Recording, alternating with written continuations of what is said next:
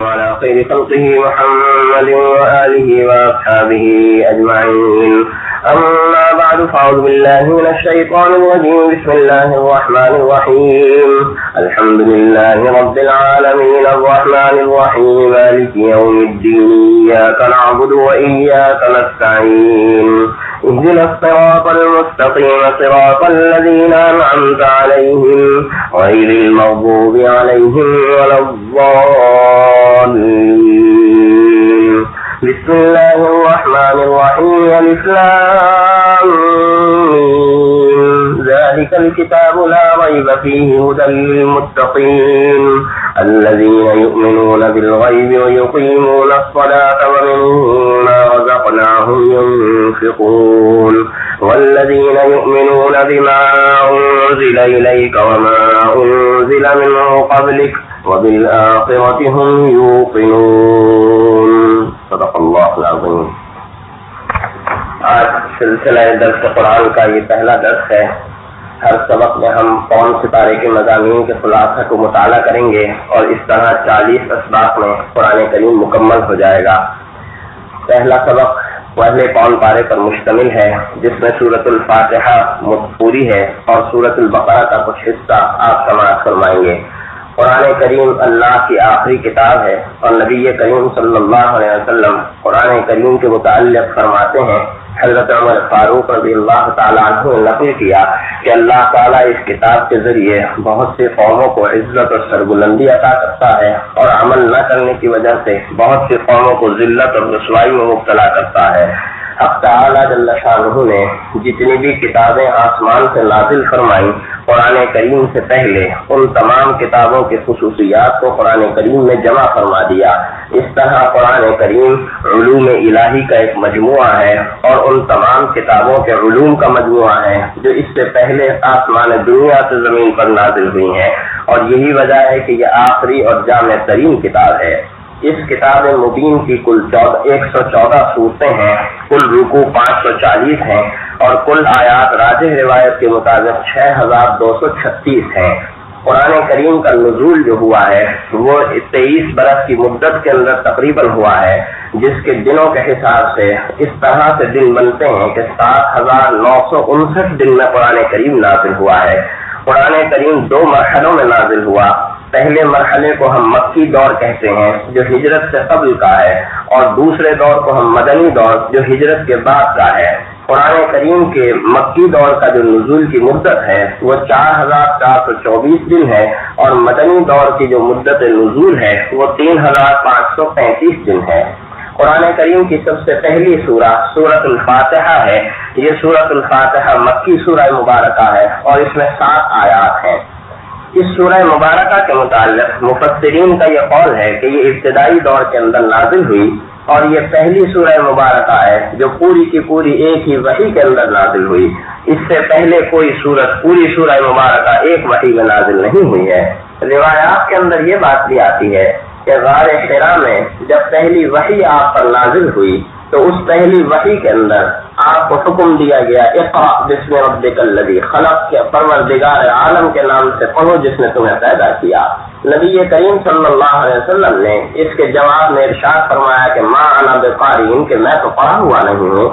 فرشتے نے جبریل امین نے نبی کریم صلی اللہ علیہ وسلم کو اٹھایا اور اٹھا کر دبایا اور دبانے کے بعد چھوڑا اور چھوڑنے کے بعد پھر فرمایا اقرأ. آپ نے پھر وہی جواب دیا کہ ما انا بقارئ میں قاری نہیں ہوں. تیسری مرتبہ پھر یہی صورتحال ہوئی. پھر فرشتے نے دبایا اور دبا کر چھوڑا اور کہا اقرأ تو نبی کریم صلی اللہ علیہ وسلم نے اقرأ پڑھا. جب وہ پڑھ چکے آپ تو پھر آپ نے پوچھا کہ ماذا اقرأ کہ کیا چیز پڑھوں تو اس پر سورہ فاتحہ نبی کریم صلی اللہ علیہ وسلم پر نازل ہوئی اور سورۃ الفاتحہ کو پڑھنے کا گویا حکم دیا گیا. سورۃ الفاتحہ کے مضامین پر غور کیا جائے تو محسوس ہوتا ہے کہ سورۃ الفاتحہ قرآن کریم کا ایک دیباچہ اور ایک خلاصہ ہے جسے ہم آج کل کی زبان میں پریفیس کہہ سکتے ہیں.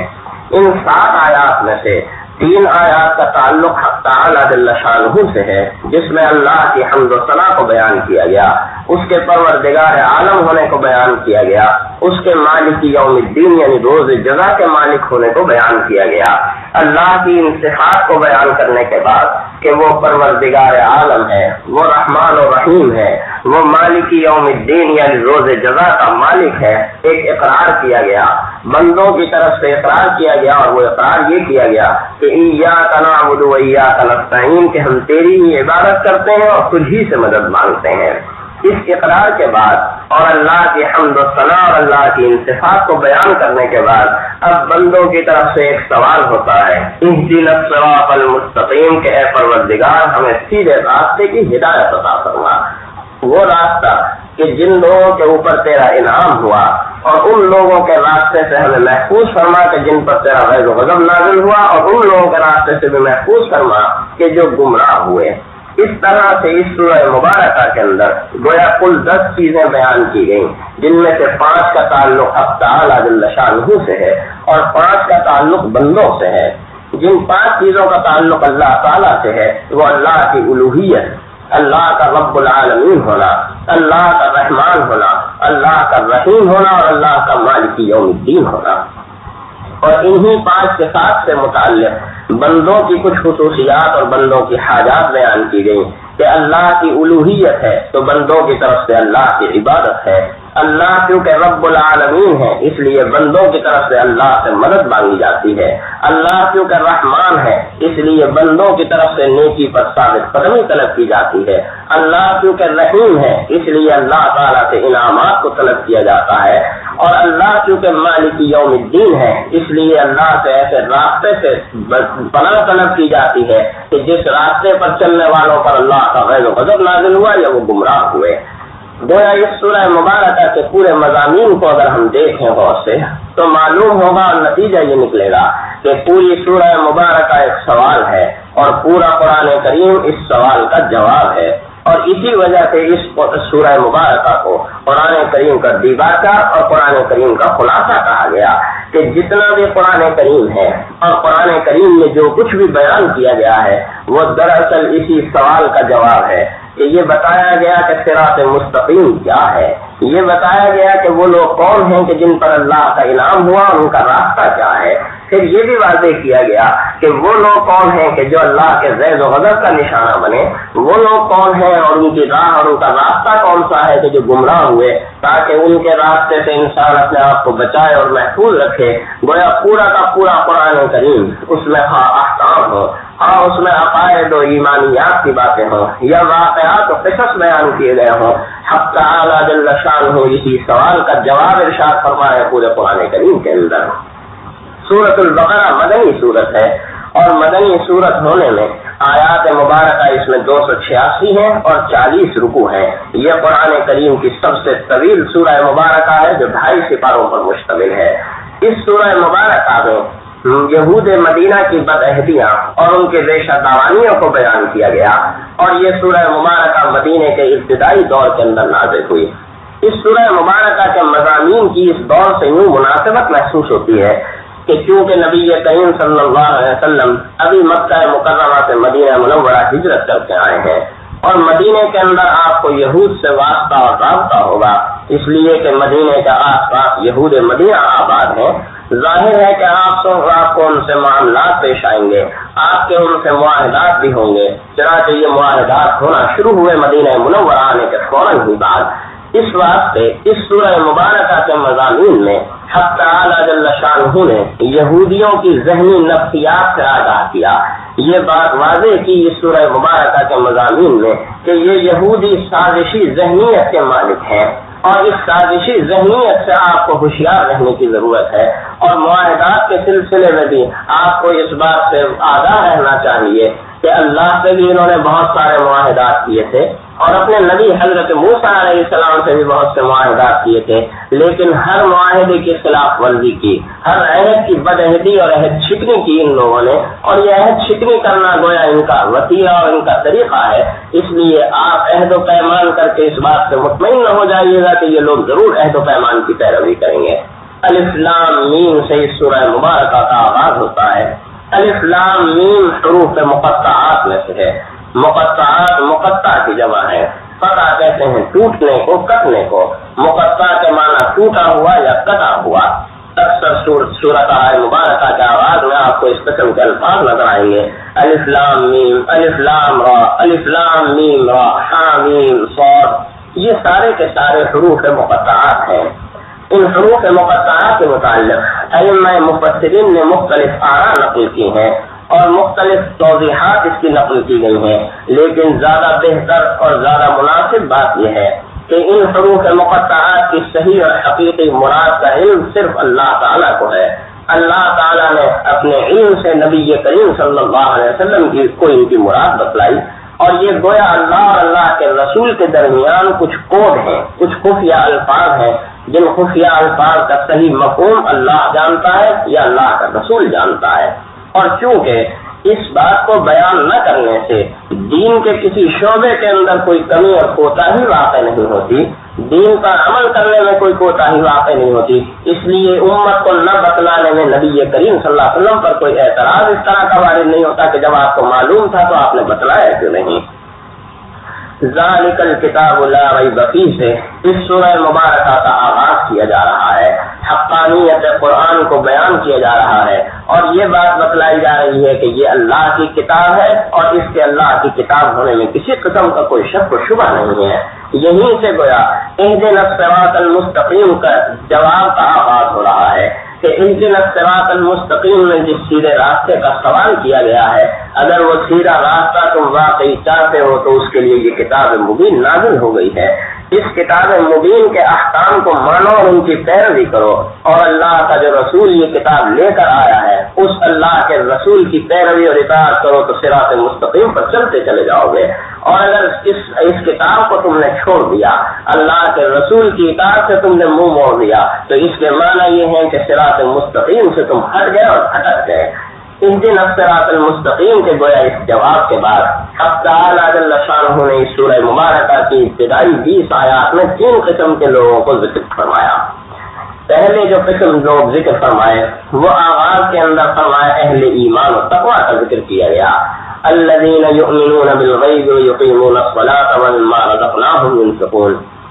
اہل ایمان کی خصوصیات بیان فرمائی کہ یہ لوگ غیب پر ایمان رکھتے ہیں، نماز قائم کرتے ہیں، رزق میں سے خرچ کرتے ہیں، اللہ کی تمام کتابوں پر ایمان رکھتے ہیں اور آخرت پر یقین رکھتے ہیں. یہ تو اہل ایمان کی صفات ہیں. اہل کفر کی صفات کا ذکر آیت نمبر 5 سے شروع آیت نمبر 6 سے شروع ہوتا ہے کہ ان الذین کفروا سواء علیہم انذرتهم ام لم تنذرهم لا یؤمنون. کہ ان لوگوں کی خصوصیت یہ ہے کہ آپ انہیں ڈرائیں یا نہ ڈرائیں برابر ہے، یہ ڈرنے والے نہیں ہیں. اور اس کی وجہ یہ ہے کہ ختم اللہ علی قلوبہم وعلی سمعہم وعلی ابصارہم غشاوہ، کہ حق تعالیٰ جل شانہ نے ان کے دلوں پر بھی مہر لگا دی ہے، ان کی آنکھوں اور ان کے کانوں پر پردے ڈال دیے ہیں اور ان کے لیے عذاب عظیم تیار کر رکھا ہے. یہ کفار کی خصوصیات اور صفات بیان فرمائی گئی. تیسرے نمبر پر منافقین کی خصوصیات کو بیان کیا گیا. یہاں یہ بات بھی قابل غور ہے کہ حق تعالیٰ جل شانہ نے اہل ایمان کی صفات 4 آیات میں بیان فرما دی، اہل کفر کی صفات کو 2 آیات میں بیان کیا، جبکہ منافقین کی تفصیلات 13 آیات پر مشتمل ہے. اس سے یہ بات واضح فرما دی کہ منافقین کا گروہ کتنا خطرناک گروہ ہے اور اس کی سازشوں سے بچنا اور اس سے محفوظ رہنا مسلمانوں کے لیے کتنا ضروری اور کتنا لازم ہے. ان کی سازشوں سے ہوشیار رہنا کس قدر ضروری ہے. چنانچہ منافقین کی پہلی خصوصیت بیان کی گئی کہ یخادعون اللہ، کہ وہ اللہ کو دھوکہ دیتے ہیں. یعنی اپنے ذہن میں، اپنے گمان میں ان کا خیال یہ ہے کہ ہم ایمان کا دعویٰ کر کے اور کفر کا ساتھ دے کر گویا ہم اللہ کو دھوکہ دینے میں کامیاب ہو رہے ہیں. اسی سے ان کی حماقت کا اندازہ ہو جاتا ہے، ان کے عقل کا معیار معلوم ہو جاتا ہے کہ اس سے بڑھ کر ان کے اندر حماقت اور بے عقلی کی کیا بات ہوگی کہ وہ اپنی اس دوغلی پالیسی سے یہ سمجھتے ہیں کہ ہم اللہ تعالیٰ کو دھوکہ دینے میں کامیاب ہو جائیں گے. اہل ایمان سے کہتے ہیں کہ ہم مومن ہیں، اور جب کافروں کے پاس جاتے ہیں تو کہتے ہیں ہم تمہارے ساتھ ہیں، انما نحن مستہزئون، کہ ان سے تو ہم مذاق کر رہے ہیں. یہ دوسری خصوصیت بیان فرمائی. ان 2 خصوصیات کو بیان فرمانے کے بعد 2 مثالوں کے ذریعے سے ان کی وضاحت کی گئی اور ان کا گویا انجام بیان کیا گیا. پہلی مثال تو یہ بیان کی گئی کہ ان کی مثال ایسی ہے کہ جیسے اندھیرے میں ایک شخص آگ جلاتا ہے، اندھیرے کو دور کرنے کے لیے اور روشنی کو حاصل کرنے کے لیے وہ آگ جلاتا ہے۔ جب آگ پوری طرح روشن ہو جاتی ہے اور ہر طرف روشنی پھیل جاتی ہے، تاریکی دور ہو جاتی ہے، تو اچانک اس کی بصارت ختم ہو جاتی ہے اور وہ اندھا ہو جاتا ہے۔ ان کی مثال بھی بالکل اسی طرح سے ہے کہ ہر طرف کفر اور جہالت کی تاریکی چھائی ہوئی تھی۔ نبی کریم صلی اللہ علیہ وسلم حق تعالی جل شانہ کی طرف سے مبعوث ہوئے، قرآن کریم کے نزول کا آغاز ہوا تو اس تاریکی نے چھٹنا شروع کیا، نور ایمان پھیلنا شروع ہوا، عمل صالح کا نور اور اس کی روشنی پھیلنا شروع ہوئی، تو یہ لوگ اندھے ہو گئے اور ان لوگوں کی آنکھوں کی بصارت ختم ہو گئی۔ تو جس طرح وہ شخص کہ جس نے روشنی حاصل کرنے کے لیے آگ جلائی تھی اور آگ کے روشن ہوتے ہی اندھا ہو گیا، گویا دوبارہ تاریکی کے اندر چلا گیا، ان کی بھی مثال ایسی ہے۔ دوسری مثال یہ ارشاد فرمائی کہ جیسے جنگل میں ایک شخص جا رہا ہے، طوفان آ رہا ہے، بجلی کڑک رہی ہے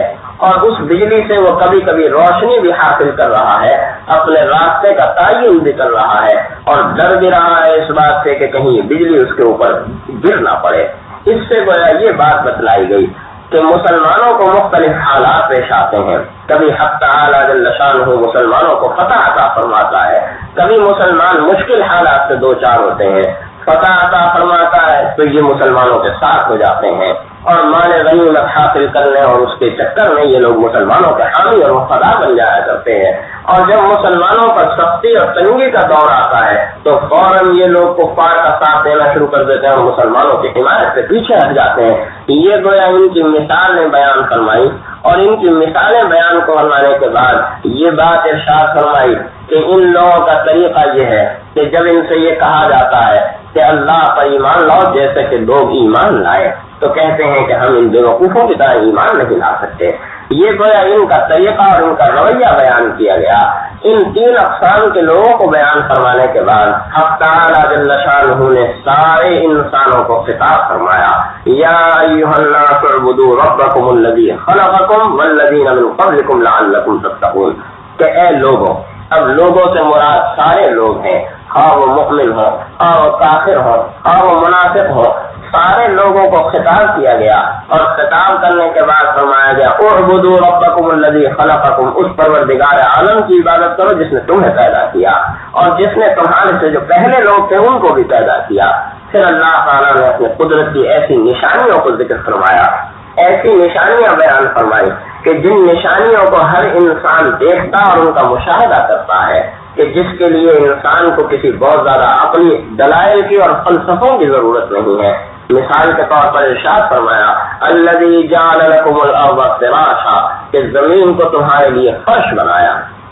اور زمین انسان کے سامنے ہے، زمین کی مختلف قسمیں بھی انسان کے سامنے ہیں۔ کوئی زمین تو ایسی ہے کہ انتہائی زرخیز ہے کہ جہاں پھل اور پھول اور درخت اور کھیت ہر قسم کی چیزیں اگایا کرتے ہیں، کچھ زمین چٹیل میدانوں کی صورت کے اندر اور پتھریلے پہاڑوں کی صورت اور شکل کے اندر نظر آیا کرتی ہے کہ جہاں ایک جھاڑی کا اگنا بھی ایک مرحلہ اور ایک ناممکن محسوس ہوا کرتا ہے۔ تو یہ گویا اللہ تعالیٰ کی طرف سے یہ زمین ہے، اور اس زمین کے اوپر ہر انسان بستا اور رہتا ہے، اور اس زمین کے جو فوائد اور منافع ہیں ان فوائد اور منافع سے حاصل کرتا ہے اپنے فوائد اور منافع کو، خواہ وہ مومن ہے خواہ وہ کافر ہے، اللہ کو ماننے والا ہے یا اللہ کا باغی اور اللہ کا منکر ہے، زمین سے حاصل ہونے والے خزائن سے وہ استفادہ کرتا ہے اور ان سے فائدہ حاصل کرتا ہے۔ اس بات کو بیان کیا گیا، اور پھر زمین کے بعد فرمایا گیا وَالسَّمَاءَ بِنَاءً وَأَنزَلَ مِنَ السَّمَاءِ مَاءً، کہ اللہ تعالیٰ نے آسمان کو تمہارے لیے چھت بنایا اور اس سے پانی برسایا۔ یہ بھی ایک ایسی نعمت ہے کہ جس نعمت سے ہر انسان مستفید ہوتا ہے، ہر انسان فائدہ حاصل کرتا ہے، خواہ وہ اللہ کو مانتا ہے یا اللہ کا منکر ہے، خواہ وہ ایک اللہ کو ماننے والا ہے یا اللہ کی ذات اور اس کی صفات کے اندر معبودان باطلہ کو شریک کرنے والا ہے۔ ان تمام صفات کو اور ان تمام قدرت کی بیان کرنے کے بعد حق تعالی جل شانہ نے ایک بڑا کھلا چیلنج دیا، اور وہ کھلا چیلنج قرآن کریم کے متعلق ہے کہ قرآن کریم کے متعلق آغاز میں یہ بات ارشاد فرمائی گئی کہ ذالک الکتاب لا ریب فیہ، کہ یہ وہ کتاب ہے کہ جس کے اللہ کے کتاب ہونے میں کسی قسم کا کوئی شک و شبہ نہیں ہے۔ اب یہاں اس بات کو چیلنج کیا جا رہا ہے کہ وَإِن كُنتُمْ فِي رَيْبٍ مِّمَّا نَزَّلْنَا عَلَىٰ عَبْدِنَا فَأْتُوا بِسُورَةٍ مِّن مِّثْلِهِ، کہ اگر تمہیں کوئی شک ہے کہ یہ پروردگار عالم کی طرف سے نازل شدہ کتاب نہیں ہے، بلکہ یہ ہمارے بندے نے اور نبی کریم صلی اللہ علیہ وسلم نے خود اپنے ہی طور پر بنائی ہے، تو فاتو بصورت من مثلی، ایسی ایک صورت تم بھی بنا کر لے آؤ۔ جب یہ بندے کا کلام ہے تو اس کے معنی یہ ہوئے کہ دوسرے بندے اس کا مقابلہ کر سکتے ہیں۔ اس کا مقابلہ نہ کر سکنا یہ اس بات کی دلیل ہے کہ یہ بندے کا کلام نہیں ہے، مخلوق کا کلام نہیں ہے، بلکہ خالق کا کلام ہے۔ خالق کے کلام کا مقابلہ نہیں کیا جا سکتا، جس طرح خالق کی دیگر مخلوقات کا مقابلہ نہیں کیا جا سکتا۔ سورج کے مقابلے میں سورج نہیں بنایا جا سکا،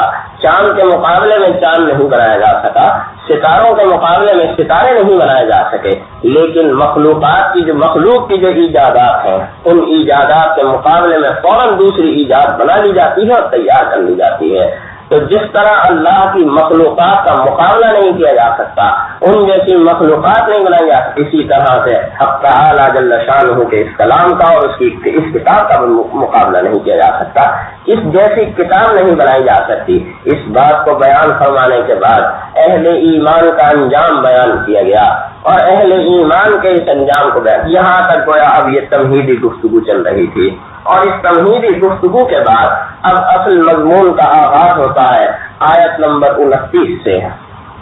آیت نمبر 29 میں حق تعالی جل شانہ نے آدم کی تخلیق کا اور آدم کے خلیفہ بنانے کا ذکر فرمایا کہ حق تعالی جل شانہ نے هو الذي خلق لكم ما في السماء ما في الارض جميعا ثم استوى الى السماء فسواهن سبع سماوات وهو بكل شيء عليم، کہ اللہ تعالیٰ نے تمام زمین کے اندر جو چیزیں ہیں وہ تمہارے لیے پیدا فرمائی، اور اس کے بعد آدم کی خلافت کا اعلان کیا۔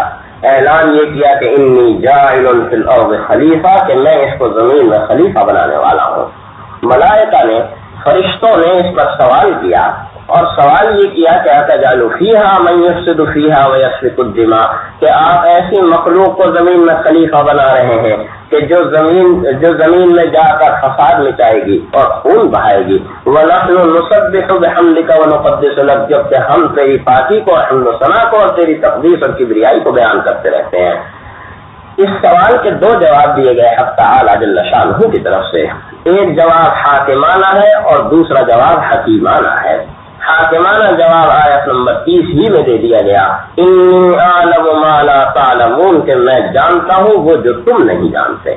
یہ حاکمانہ جواب تھا فرشتوں کے اس سوال کا، اور حاکمانہ جواب کے بعد ایک حکیمانہ جواب بھی ارشاد فرمایا گیا، اور وہ حکیمانہ جواب یہ ارشاد فرمایا گیا کہ آدم کو تمام نام سکھلا دیے، اور اس کے بعد کائنات کی وہ چیزیں ملائکہ کے سامنے پیش کی گئیں، اور کہا گیا انبئونی باسماء ہؤلاء ان کنتم صادقین، کہ جو دعویٰ تم نے کیا اگر تم اس دعوے کے اندر سچے ہو تو ذرا ان کے نام مجھے بتلاؤ۔ فرشتوں نے معذرت کی، اور معذرت سے جب کر لی تو حق تعالی جل شانہ نے آدم سے کہا کہ ان کے نام بتلاؤ، اور آدم نے وہ نام بتلا دیے۔ اس علمی فوقیت اور برتری پر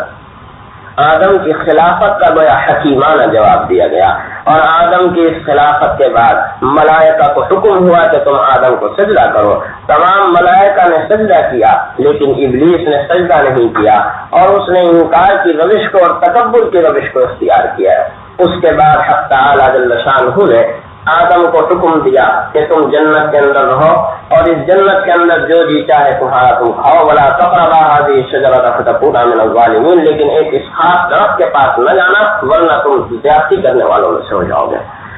حق تعالی جل شانہ کا یہ حکم ہوا، اور اس حکم کے بعد ہی شیطان ابلیس جو ہے وہ اپنی حرکت کے اندر آ گیا، اور اس بات میں وہ بلنگیختہ تھا، اس بات پر وہ ناراض تھا کہ اسے آدم کی وجہ سے ذلت اور رسوائی کا اور اللہ کی طرف سے نکل جانے کا حکم ہوا۔ وہ اس کا انتقام اور اس کا بدلہ آدم سے لینا چاہتا تھا، لہذا اس نے آدم کو بہکانا شروع کر دیا، اور آدم ان کے بہکائے میں آ کر وہ پھل کھا گئے، اور اس طرح سے زمین پر آ گئے، اور اس طرح سے زمین پر آنے والوں کا اور زمین پر انسانوں کی زندگی کا ایک سلسلہ شروع ہو گیا۔ اس بات کو بیان کرنے کے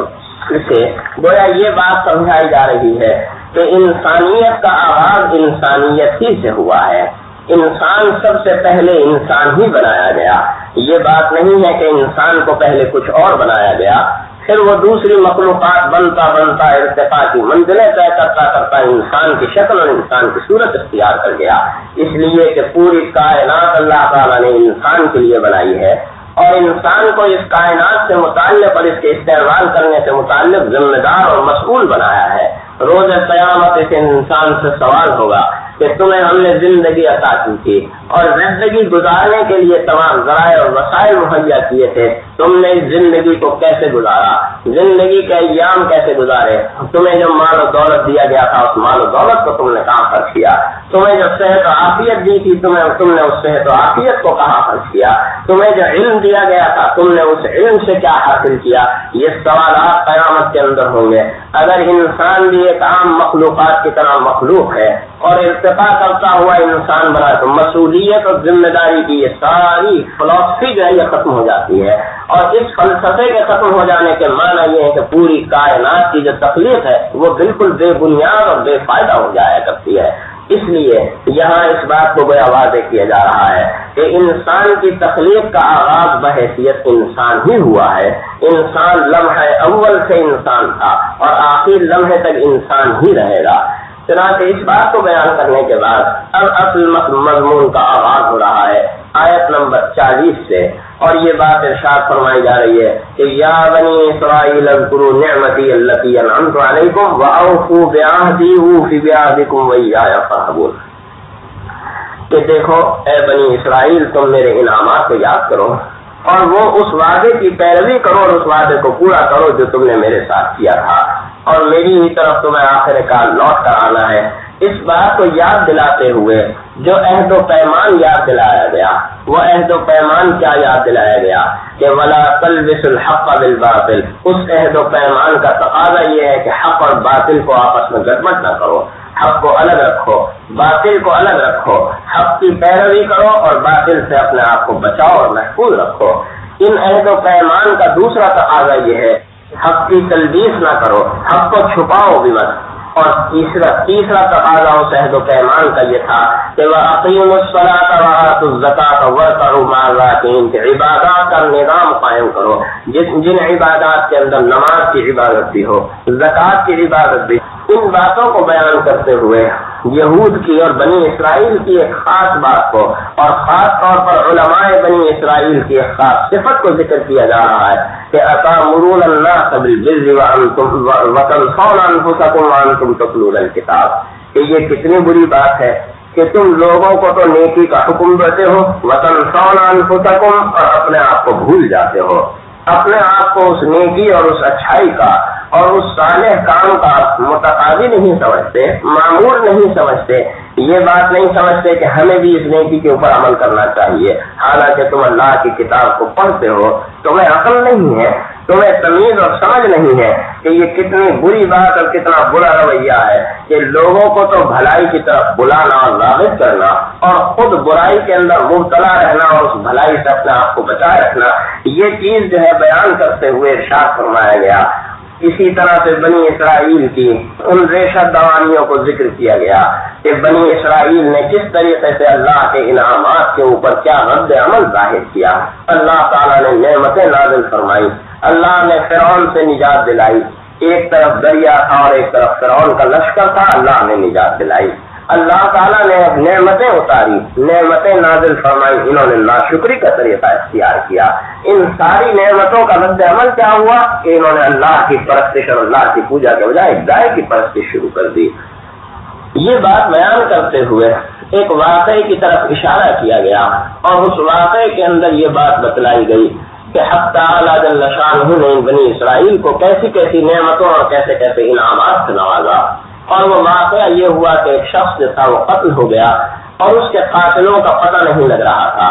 حضرت موسیٰ علیہ السلام نے یہ کہا کہ دیکھو اللہ تعالیٰ نے حکم دیا ہے ان اللہ یأمرکم ان تذبحوا بقرہ، کہ تم ایک گائے ذبح کرو اور اس گائے کے گوشت کا ٹکڑا اس مردے کو لگاؤ تو وہ مردہ اٹھ بیٹھے گا اور اٹھ بیٹھ کر اپنے قاتل کا نام بتلا دے گا۔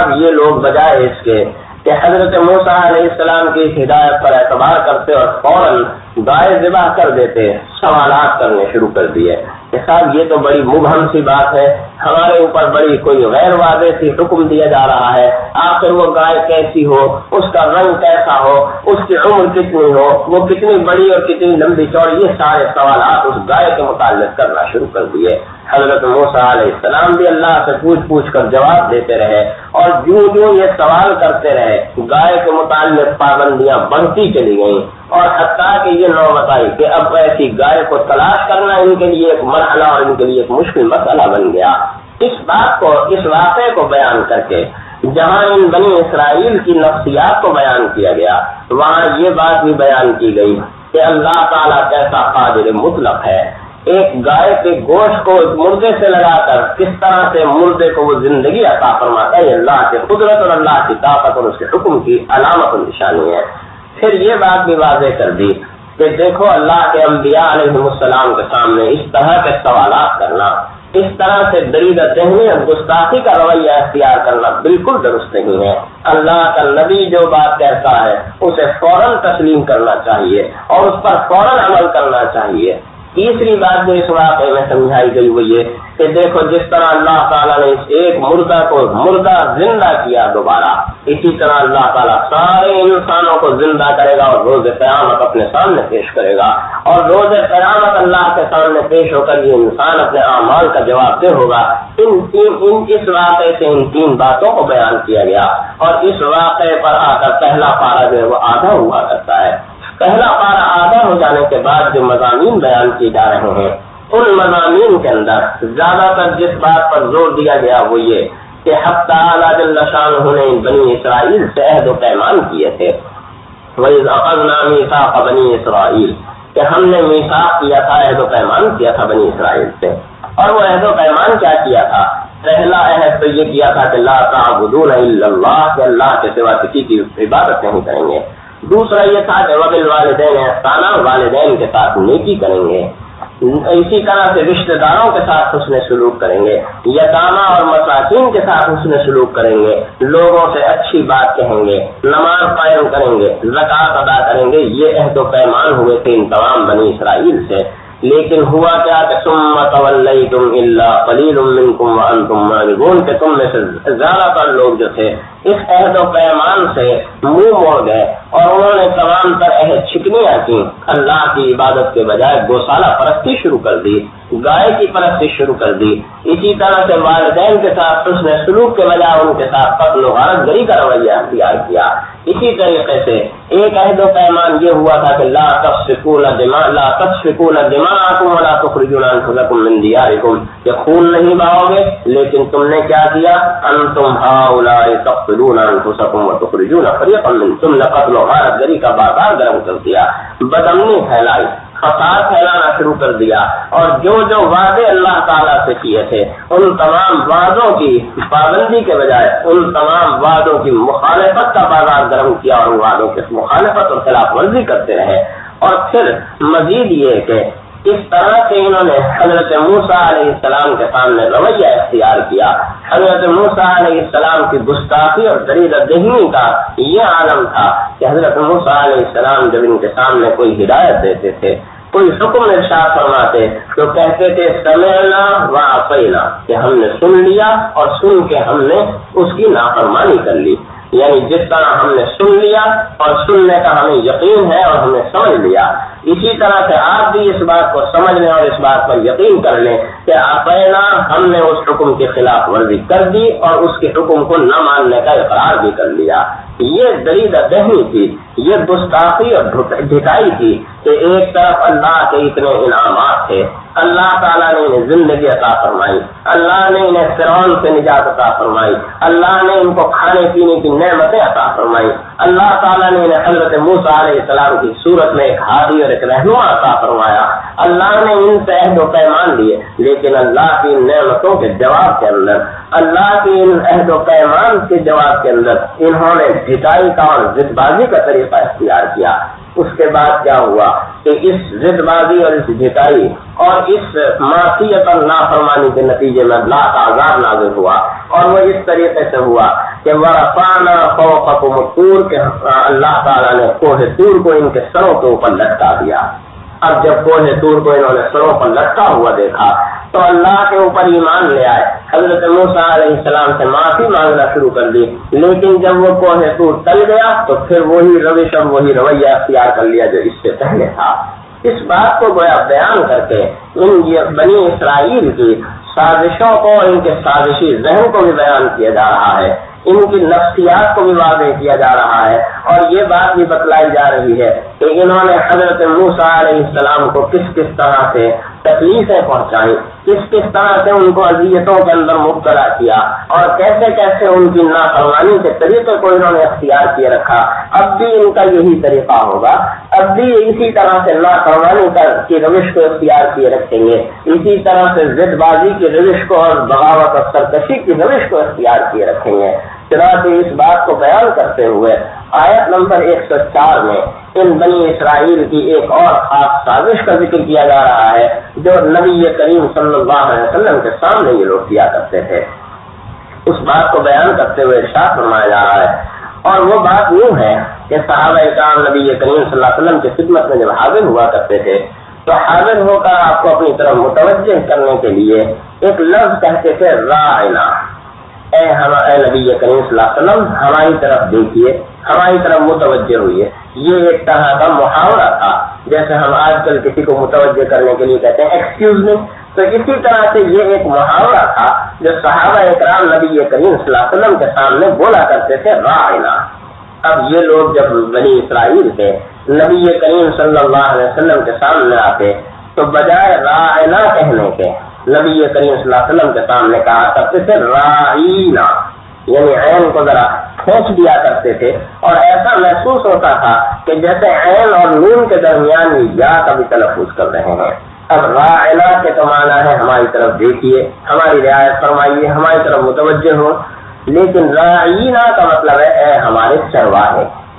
اب یہ ہمارا چرواہا کہہ کر گویا نبی کریم صلی اللہ علیہ وسلم کو ایک طرح سے طنز کا نشانہ بنایا کرتے تھے، ایک طرح سے آپ کی توہین کیا کرتے تھے، آپ کی اہانت اور آپ کی گستاخی کا ارتکاب کیا کرتے تھے۔ حق تعالی جل شانہ نبی کریم صلی اللہ علیہ وسلم کی اس اہانت اور توہین کو کبھی بھی برداشت نہیں کرتا، چنانچہ اس نے اہل ایمان کو بھی منع کر دیا، حالانکہ اہل ایمان بڑے اخلاص کے ساتھ راعنا کہا کرتے تھے کہ یا ایھا الذین آمنوا لا تقولوا راعنا وقولوا انظرنا واسمعوا وللکافرین عذاب الیم، کہ اے ایمان والو راعنا مت کہو، وقولوا انظرنا البتہ اس کی جگہ انظرنا کہہ دو، تو گویا دوسرا لفظ استعمال کر لو۔ وہ لفظ کیوں استعمال کرتے ہو کہ جس لفظ کو اہل کتاب اور یہ بنی اسرائیل نبی کریم صلی اللہ علیہ وسلم کی گستاخی کے لیے استعمال کرتے ہیں، ایسے لفظ کو استعمال کرنا، حالانکہ وہ لفظ اہل ایمان گستاخی کے لیے استعمال نہیں کر رہے، لیکن کیونکہ اس لفظ کے اندر مشابہت پائی جاتی ہے نبی کریم صلی اللہ علیہ وسلم کے لیے گستاخی کے لیے استعمال کرنے والے لفظ کے ساتھ، اس لیے اس لفظ کے استعمال کی بھی ممانعت کر دی گئی اور فرمایا گیا کہ انظر نہ کہہ دیا کرو، راعنا مت کہا کرو۔ اس بات کو بیان کرتے ہوئے گویا یہ بات بتلا دی گئی کہ اہل ایمان کا یہ طرز عمل نبی کریم صلی اللہ علیہ وسلم کے ساتھ نہیں ہونا چاہیے۔ اہل ایمان وہ طرز عمل نہ اختیار کریں جو بنی اسرائیل نے حضرت موسیٰ علیہ السلام کے ساتھ کیا، جس طرح موسیٰ علیہ السلام کے ساتھ انہوں نے گستاخی اور دریدہ دہنی کا طریقہ اختیار کیا۔ حضرت موسیٰ علیہ السلام سے یہ کہا کہ سمعنا وعصینا، یہ بات اہل ایمان کو کسی طرح سے بھی زیب نہیں دیتی، بلکہ اہل ایمان نبی کریم صلی اللہ علیہ وسلم کی عظمت کو اپنے دلوں میں پیدا کریں، آپ کی حرمت کو اپنے دلوں میں اور آپ کے تقدس کو اپنے دلوں میں پیدا کرنے کے بعد آپ کی ہدایات پر عمل کرتے ہوئے اپنی زندگی کے نصاب کو اس طرح سے ڈھالیں کہ آپ کے احکام اور آپ کی ہدایات کی پیروی ہوتی رہے۔ ارشاد فرمایا گیا وَأَقِیمُوا الصَّلَاةَ وَآتُوا الزَّکَاةَ وَمَا تُقَدِّمُوا لِأَنفُسِکُم مِّن خَیْرٍ تَجِدُوهُ عِندَ اللَّهِ، کہ نماز قائم کرو اور زکات ادا کرتے رہو، اور یہ بات سوچ لو اور سمجھ لو کہ جو کچھ تم خیر اور بھلائی کا کام کرو گے اللہ تعالیٰ کے ہاں وہ خیر اور بھلائی محفوظ ہوتی چلی جائے گی، اس لیے کہ ان اللہ بما تعملون بصیر، اللہ تعالیٰ تمہاری چیزوں کو، تمہارے اعمال کو دیکھنے والا ہے۔ اس بات سے گویا ایک طرف نبی کریم صلی اللہ علیہ وسلم کی اطاعت اور پیروی کا حکم بھی دیا گیا، اور دوسری جانب اہل ایمان کو اطمینان اور تسلی بھی دے دی گئی کہ گویا تمہاری خیر اور بھلائی جو ہے وہ کوئی بھی رائگاں اور ضائع نہیں جائے گی۔ یہاں پر آ کر یہ پہلا ستارہ کون ہو جاتا ہے، اور اس کون ستارے کے مضامین میں آپ نے زیادہ تر یہود کی جو خصائل ہیں اور یہود کی جو صفات اور اوصاف ہیں ان کا ذکر سنا۔ ہم آئندہ پاؤں سے یعنی آئندہ آیات سے یہود اور عیسائیوں کی جو مشترکہ خرابیاں ہیں ان مشترکہ خرابیوں کو ذکر کیا جا رہا ہے، جو انشاءاللہ العزیز آئندہ درس میں آپ سنیں گے۔ وآخر دعوانا الحمدللہ رب العالمین۔